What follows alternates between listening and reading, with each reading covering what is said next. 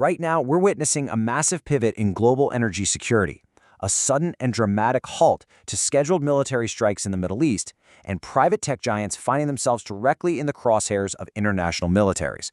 Welcome to Zenith Global News. Five massive developments. We've got global trade and energy, Middle East conflict updates, Asian border diplomacy, technology and global security, and North American infrastructure delays. We've got a lot of ground to cover, so let's dive right in. Section 1. Global Trade and Energy. Navigating Tariffs and Energy Security. Indian Foreign Minister S. Jaishankar absolutely did not hold back during a recent trip to Finland. While defending India's ongoing imports of Russian oil against Western criticism, he pointed out a really crucial piece of context. Back in 2022, the U.S. actually requested that India buy Russian oil just to stabilize volatile global markets. So, what's the big takeaway here? India is aggressively prioritizing its own domestic energy security, completely independent of shifting Western sanctions. It's a clear signal that rising global powers are going to prioritize commercial viability over foreign policy moralizing every single time. Shifting over to the United States, we just saw a massive trade development. A federal appeals court handed a very significant procedural win to the Trump administration. Basically, the U.S. government is now cleared to continue collecting a 10% worldwide tariff all the way through July 24th, even while the legal challenges play out in the background. And the way they did this is fascinating. By invoking Section 122 of the 1974 Trade Act, the administration completely bypassed traditional congressional approval. They're arguing this is necessary to cover trade deficits. But with small business lawsuits piling up, global supply chains are basically stuck in limbo right now, waiting to see what the Supreme Court does. Moving to Section 2. Middle East Conflict Updates. Ceasefire Claims and Maritime Attacks. Things are moving incredibly fast in the Middle East right now.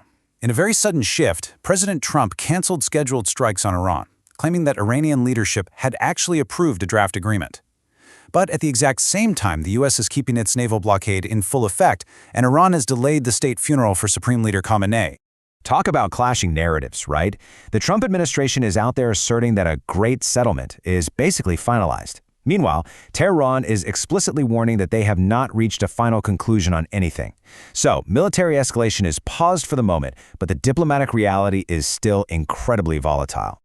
And we are absolutely seeing the human cost of all this tension. Just off the coast of Oman, a commercial vessel named the Setabello was attacked. Tragically, 3 Indian sailors were killed in the incident, though proactive coordination did manage to rescue 21 other crew members.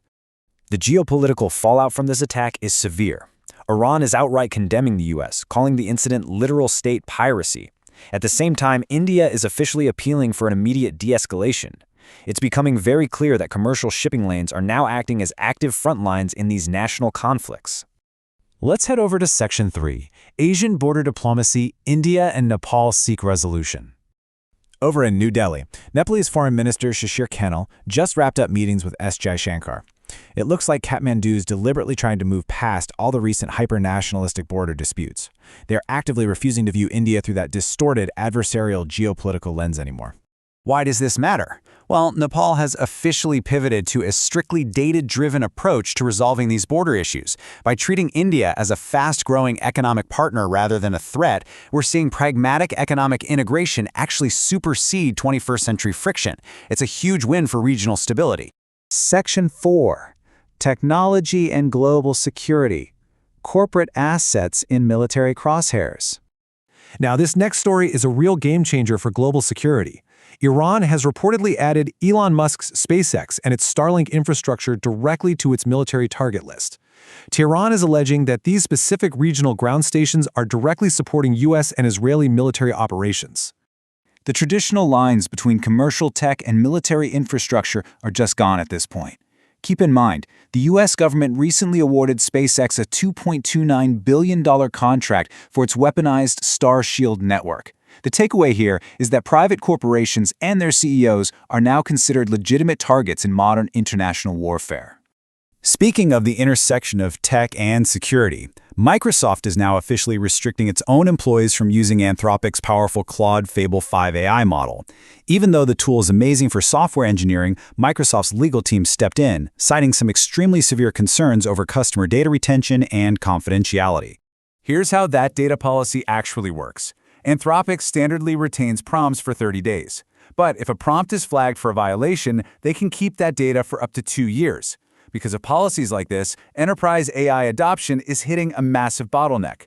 Companies are just terrified of corporate espionage and privacy breaches. And finally, Section 5, North American infrastructure delays, borders and bottlenecks. Bringing it back to North America, the grand opening of the $4.4 billion Gordie Howe International Bridge has been abruptly delayed. This pause comes right on the heels of President Trump taking to social media to demand that Canada surrender half of the bridge's ownership to the U.S., and as you might guess, that's causing some serious internal administration pushback. This isn't just political theater. This delay has severe, real-world economic impacts. If you look at the Ambassador and Blue Water bridges, they're already handling millions of commercial trucks and passenger vehicles every single year. They are at absolute maximum capacity. So, high-stakes political leveraging is literally stalling a critical economic artery that was built to fix this exact bottleneck. We've covered a tremendous amount of ground today, navigating from international waters to digital borders, and it all leads us to this final thought. In a world where trade tariffs, military tech, and energy security are so deeply intertwined, who really controls the global leverage? Is it the governments, the tech billionaires, or the nations controlling the energy supply? Make sure to like, share, and subscribe. Stay informed, stay aware, stay ahead, only on Zenith Global News.